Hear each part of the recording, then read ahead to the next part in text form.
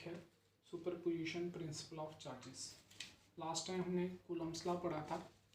तो Coulomb's law यह applicable होता था जब दो चार्जेस आपस में इंटरेक्ट करते थे। अगर दो से ज़्यादा चार्जेस आपस में इंटरेक्ट करें और हम किसी एक चार्ज पे फोर्स निकालना चाहें तो लगना फिर से कूलम्स लॉ ही है, लेकिन सभी हमारे पास जो है फोर्सेस जो हैं वो ऐड कर लेनी है। देखो, अगर नंबर ऑफ चार्जेस आपस में इंटरेक्ट करते हैं तो किसी एक चार्ज पे अगर हम टोटल फोर्स फाइंड करना चाहते हैं तो किसके बराबर होगा? हमने सभी का क्या करना है? वेक्टर सम करना है, क्योंकि फोर्स वेक्टर क्वांटिटी होती है, इसलिए हमने वेक्टर सम करना है जो फोर्सेस एक्ट कर रहे हैं उस चार्जेस पे। जैसे यहाँ पे मैंने बड़े सारे चार्जेस लिए हैं, यहाँ पे Q1, Q2, Q3 so on n charges हैं। Q1 चार्ज है, Q2 है, Q3 है, n चार्जेस हैं, ठीक है। और इनके पोजीशन वेक्टर्स भी लिए हैं हमने। पोजीशन वेक्टर्स कितना है? एक का R1 है, R2 है, R3 है, सो ऑन Rn है। अब ये हमारे पास जो है नंबर ऑफ चार्जेस हैं, ये इनके पोजीशन वेक्टर्स हैं। जैसे Q1 है, इसका पोजीशन वेक्टर R1, Q2 है, इसका पोजीशन वेक्टर R2, Q3 है, इसका पोजीशन वेक्टर R3। अब मैंने एक अलग चार्ज ले लिया। कौन सा चार्ज लिया? Q0। ये इस Q0 चार्ज के ऊपर टोटल फोर्स हमारे पास जो है कितनी एक्ट होगी वो हम फाइंड करना चाहते हैं। तो कैसे फाइंड करेंगे? सुपरपोजिशन प्रिंसिपल क्या कहता है? जितनी फोर्सेस इस पे लग रही हैं दूसरे चार्जेस के कारण, उस सभी का वेक्टर सम कर दो। यही हमने यहाँ पे किया है। F01 का मतलब है force acting on Q0 due to Q1। F02 का मतलब है force acting on Q0 due to Q2। इसी तरह से F0n है। अब लगाना हमने फिर से कूलम्स लॉ ही है, तो 1/4πε0 Q0 Q1 अपॉन R10²। ये स्केलर फॉर्म होगी। तो वेक्टर के लिए मैंने आपको बताया था हम क्या लगाते हैं? यूनिट वेक्टर लगा देना है साथ में। इसी तरह से हमारे पास जो है यहाँ पे F02 को लिखेंगे Q0 Q2 आ जाएगा, R20² R20²। इसी तरह से n के लिए अब Q0/4πε0 को हम कॉमन निकाल लेंगे, ठीक है। जो टर्म बचेगी उसको लिख लेना है। अब नेक्स्ट स्टेप अब हम इसको समीशन की फॉर्म में लिखेंगे। तो समीशन की फॉर्म में हमारे पास देखो कैसे लिखेंगे। ये हमारे पास F0 है, Q0/4πε0। समीशन का साइन आप सभी को पता है, ये साइन समीशन का होता है 1 से लेके n तक, ठीक है। 1 से लेके n तक हमने एडिशन करनी है। Q1 Q2 Q3 so on up to Qn। यहाँ पे लिखना है Qi। R10 R20 so on, इसकी जगह पे लिखना है Ri0²। R10 R20 Rn0 Ri0²। ये हमारे पास जो है इसकी वेक्टर फॉर्म होगी। अब इसको हम थोड़ा सा और मॉडिफाई करके लिख सकते हैं। वैसे हमारा रिलेशन यहीं तक बनता है मेन।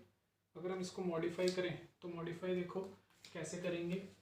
अगर मेरे पास एक वेक्टर है वेक्टर R, तो मैंने बताया था इसको हम ये है कैसे लिख सकते हैं? R into R cap. और अगर हम ये है यहाँ पे ये हमारे पास हो गया R इंटू R कैप। अगर हम यहाँ पे R कैप को लिखना चाहते हैं तो ये बनेगा वेक्टर अपॉन इट्स मैग्नीट्यूड। अब देखो यहाँ पे जो रिलेशन है F0 किसके बराबर होगा? This is equals to Q0/4πε0 summation I is equals to 1 to n।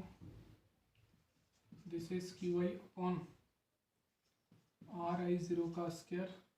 अब r i0 का कैप है, तो r i0 का कैप देखो कोई फर्क नहीं पड़ता, सभी के साथ i0 लगा ले, सेम रिलेशन रहा।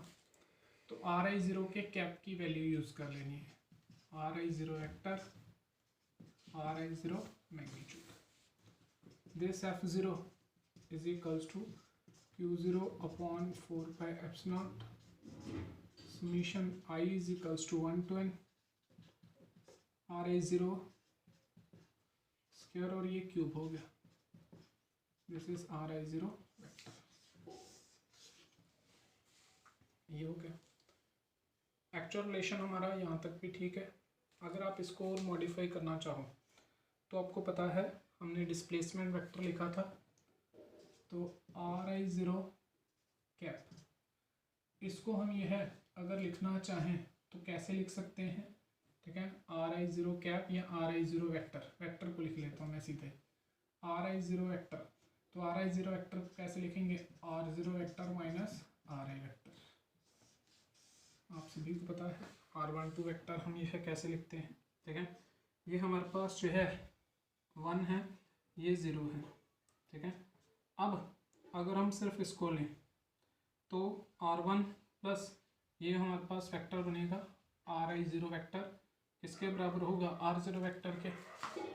मैं लिख देता हूँ यहाँ पे r1 vector ri0 vector r0 vector. कैसे, अगर आप इसको मॉडिफाई करके लिखो, ये सपोज किया ri है, ये हमारे पास जो है q0 है, ये qi है, तो यहाँ पे इसका पोजीशन वेक्टर r0, ये वाला ri0 vector.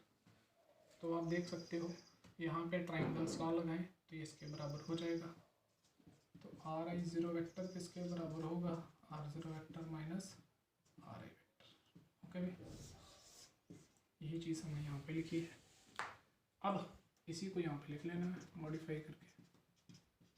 This is q0 upon 4 pi epsilon 1 to n r0 vector ra vector magnitude का cube, this is r0 vector minus ra vector.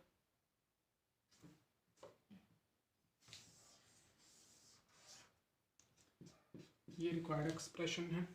इसमें ध्यान रखना है कि ये हमारे पास मैग्नीट्यूड है, इसलिए मैंने वेक्टर जरूर डाले हैं लेकिन ये मैग्नीट्यूड लिखा है, मतलब कि इसका जो रिजल्ट आएगा उसका मैग्नीट्यूड निकालना है। तो मैग्नीट्यूड हमने वेक्टर्स में आपको निकालना बताया है, तो ये मैग्नीट्यूड का क्यूब है।